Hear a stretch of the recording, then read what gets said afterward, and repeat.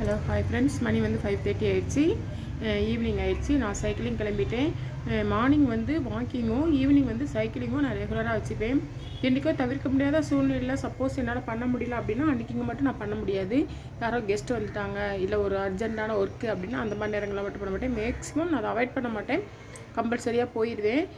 Walking போகிறது, cycling போகிறதுலாம் எவ்வளோ, cycling கூட நிறைய பேருக்கு சைக்கிள் ஓட்ட தெரியாமல் இருக்கலாம். அதனால் ஓகே, வாக்கிங் வந்து யாருனாலும் நடக்கலாம். பெஸ்ட்டான ஒரு எக்ஸசைஸ்ன்னு சொல்ல முடியாது, ஒரு மெடிசன் சொல்லலாம். அதை பற்றி வாங்க நம்ம டாக்டர் என்ன சொல்கிறாங்கிறத நம்ம கேட்போம். 30 நாளைக்கு டெய்லி 40 நிமிஷம் நடந்தீங்கன்னா உங்கள் சுகர் எந்த அளவு கண்ட்ரோலுக்கு வரும்ன்றதை இந்த வீடியோவில் நம்ம தெளிவாக பார்ப்போம்.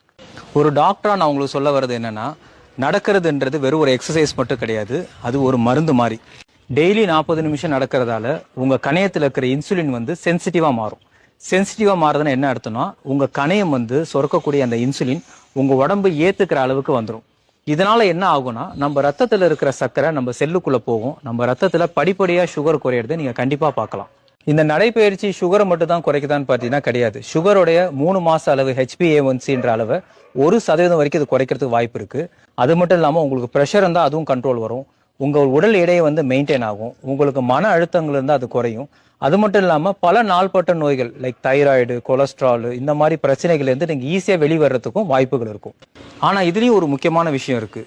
இந்த நடைப்பயிற்சியை நம்ம கன்சிஸ்டண்ட்டாக செய்யணும். அதாவது வாரத்துக்கு 7 நாள் இருக்குன்னா குறைஞ்சது 4லேருந்து 5 நாள் நம்ம செஞ்சாதான் இந்த பலன் நம்மளுக்கு கிடைக்கும். இது இல்லாமல் நீங்கள் வாரத்துக்கு 1 நாளோ மாதத்துக்கு 2 நாளோ செஞ்சீங்கன்னா இந்த பலன் நீங்கள் கண்டிப்பாக அனுபவிக்க முடியாது. Exercise induced muscle activity. ஒரு உடற்பயிற்சியால் நம்ம தசைகள் அசையும் போது இந்த தசைகள் அதிகபட்ச சுகரை நம்மளுக்கு எரிச்சு கொடுக்குது. இந்த வேலைகள் நடக்கும்போது உங்கள் கணையம் ஓய்வு எடுக்கிறதால சுகர் ஈஸியாக கண்ட்ரோல் ஆகிறதுக்கான வாய்ப்புகள் இருக்குது. ஞாபகம் வச்சுங்க, உங்கள் கணையம் ஓய்வு எடுக்கணும்னா உங்கள் தசைகள் வந்து கடுமையான வேலை செய்யணும். இந்த கடுமையான வேலை செய்கிறது தான் எக்ஸசைஸ். ரொம்ப சுலபமான எக்ஸசைஸ் 40 நிமிஷம் நடைப்பயிற்சி. ஃப்ரெண்ட்ஸ், பார்த்தீங்களா இப்போ டாக்டர் என்ன சொன்னாங்கன்னு சொல்லிட்டு, நம்ம வந்து வாக்கிங் போகிறதுனால சுகரு, ப்ரெஷரு, மன அழுத்தம், அதை தவிர தைராய்டு, இப்படி ஏகப்பட்ட ப்ராப்ளம்ஸ் நம்ம உடம்புல இருக்கிற அவ்வளோ ப்ராப்ளம்ஸ்க்கும் இந்த வாக்கிங் வந்து ஒரு பெஸ்ட்டு மெடிசன் சொல்லியிருக்கிறாரு. அதனால் வந்து நடக்க முடியாதவங்க கூட அவங்களால முடிஞ்ச அளவு கட்டாயம் நடங்க. சும்மா ஒரு 2 நாள் 3 நாள் நடந்துட்டு அப்படியே இருந்துடாதீங்க. என்ன சொல்லியிருக்காரு, வாரத்தில் 5 நாள் கம்பல்சரியாக நடக்கணும். அப்படின்னா தான் அதோட பெனிஃபிட் தெரியும்னு சொல்லியிருக்காங்க. எனக்கு வந்து நான் 2 விஷயம், எனக்கு சுகர் கிடையாதுங்க. நான் 2 விஷயத்துக்காண்டி தான் நான் மெயினாக போவேன். ஒன்று மன அழுத்தம், வெளியில் போய் கொஞ்சம் ரிலாக்ஸாக நடந்து கொடுக்குறப்போ அந்த வந்து மன அழுத்தம் வந்து குறையுது. அதுக்காண்டி தான்.